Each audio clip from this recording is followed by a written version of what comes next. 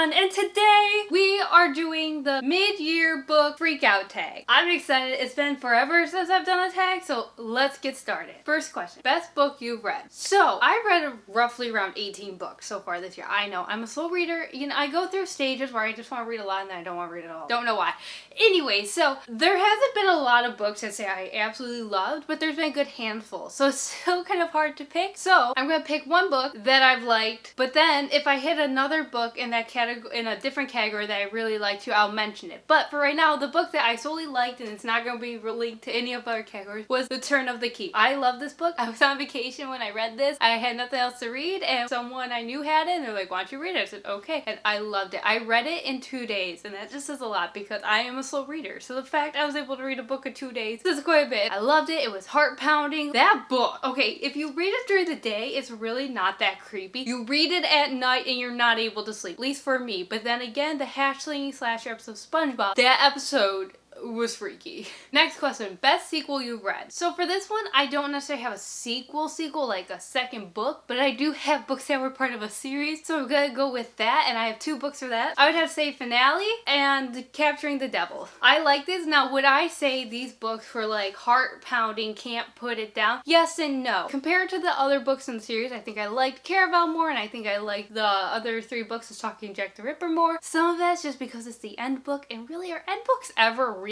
that great? They're good and you can't put them down maybe, but they're never, oh my god, this is amazing, because you know the author's trying to tie up loose ends. But if I had to pick, I'd say these books, I gave them each a 4 out of 5 stars, because even though, like I said, I didn't really care for them as much as I liked the other ones, they were still so good and I loved them. Okay, so new release you haven't read but want to. So I have a few books for this, but I think the one book I'm gonna say is Mexican Gothic. I want to read this book so bad. I've been waiting forever to get it. Still shipping.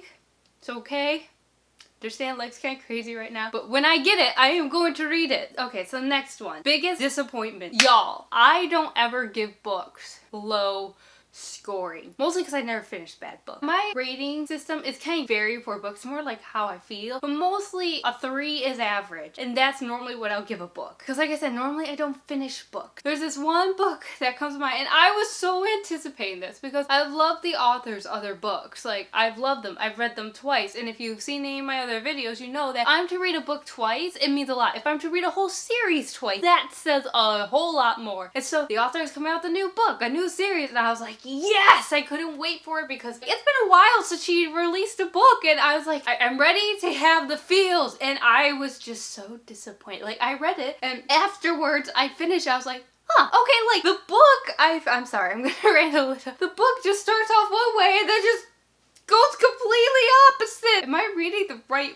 book? Did this like get published with another book by accident? Like, what's going on? And that book is The Betrothed by Kira Cass. I love Kira Cass. Like I said, I love her books. I love the selection books. When I first saw this, I was like, I wasn't really a big fan of the cover, and then I got thinking, I'm like, you know, this is just like the selection reverse, but you never know. You shouldn't judge a book by a premise, right? I don't even know what I read, okay? And like I said, I love Kira Cass. Nothing against her, but this book just was such a miss for me, and I was so disappointed. Okay, the next one, coincidentally, is The Biggest Surprise. So I'm guessing a book that you weren't sure you were gonna like, but you end up loving. So I would have to say the biggest surprise for me was Beach Read by Emily Henry, and I've seen mixed reviews on this book, but I personally really liked it, and I was surprised I liked it because I don't normally like contemporary fiction books. I don't know why, just they've never really stuck with me, and I could never really stick with them. I actually really liked this book. It was really good. Yeah, so I would say that was probably the most surprising book that I've ended up really liking. I mean, I was able to read it pretty quickly, and just I liked it, and I wasn't expecting. So the next one is favorite new author, and I wouldn't say there was a book here that made me suddenly want to read all these other books, because a lot of the books I've read were by authors I've read previously. So if I had to say my favorite new author based off of a book I read this year but I've read other years, I'd say it's Kate Morton is my new favorite. But like I said, I read her books last year, so it doesn't really necessarily count for this year. So I guess for a book I read this year with an author that I would probably read read from again is Ruth Ware. I think that's how you pronounce it. I'm sorry. Like I said, I love The Turn of the Key. I love reading like thriller, horror type books because you can get so easily absorbed in them. So I loved her writing and I want to read more of her books pretty soon. Newest fictional crush. That one is a hard one. Like I said, I've either read books that were part of series of fictional characters I really liked, or I've read standalones, and so I'm gonna cheat a little here,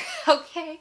I'm gonna cheat and I'm gonna say what my newest fictional crush is, even though this crush has been going on for a while. But I'm gonna cheat! Thomas Kressel and Julian. Okay, I'm sorry. Okay, I read these in 2020, but the other books I read a long time ago. But you know, these two just... Oh wait, no, I got it. James Herondale from The Chain of Gold. Yes. Okay, yep, never mind. There is a Herondale in my life now, so I have to go with him. Newest favorite character. Oh gosh. Okay, would it be weird if I used The Chain of Gold again? I don't want to keep using the same books. What other books did I read? Yeah, I'm gonna just have to use this one again. Just say everyone. Like, there wasn't really a character I hate. And if you see my Chain of Gold book talk, which I highly suggest go watch it because there's so many thoughts I had about this book. I normally do not like dual perspective books. Like, I hate them. Like, I dread them because it's like you get so caught up in one character's perspective and then it switches to another. Then you start getting caught up in their story and then it switches again. And pretty soon I don't even know what the real storyline is. But this book, I didn't mind it. I just was like, yes. Like, sure, there were a few like I wanted to read more than others, but there was never a character I was just like, gotta read about them now. I loved all the characters, and this book will probably be seen again.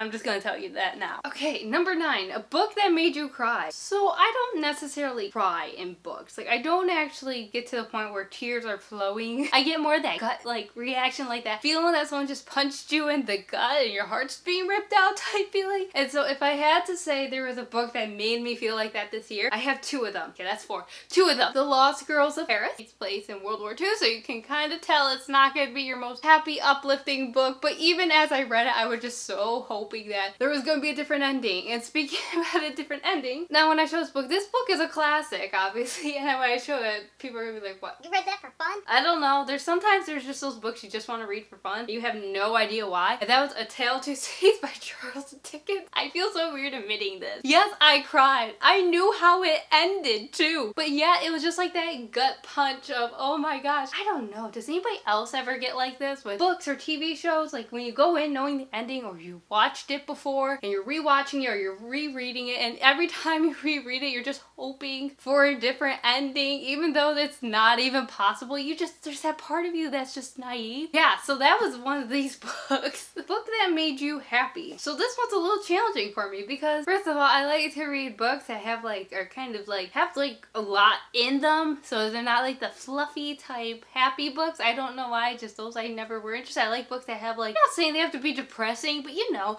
just something in it like okay, this is gonna make me think a little. And so when 2020 obviously went down, I wanted to read a bunch of happy books because I wanted to be happy, and I realized on my shelf I had absolutely nothing. And so I would say the closest thing I got to a giddiness, and I've already said this book again, Beach Read by Emily Henry. And like, this is not a beach read. It is absolutely nowhere near a beach read. Happy, fuzzy feel. Like, a lot of the characters deal with some pretty serious stuff, and there's a lot of serious stuff in the book. So why would this make you happy? I think it's because, okay, I'm gonna spoil this a little, so if you haven't read this book and you would like to read it, pause this video. I will post a picture down below, and when I get done talking about it, it will go away, and then you can unmute the video. I think what really made me like this book and feel like that happy giddy feelings is that despite all the wreckage of the characters' lives and like the hard times they were currently living in, there's still that happy ending, and I just love that.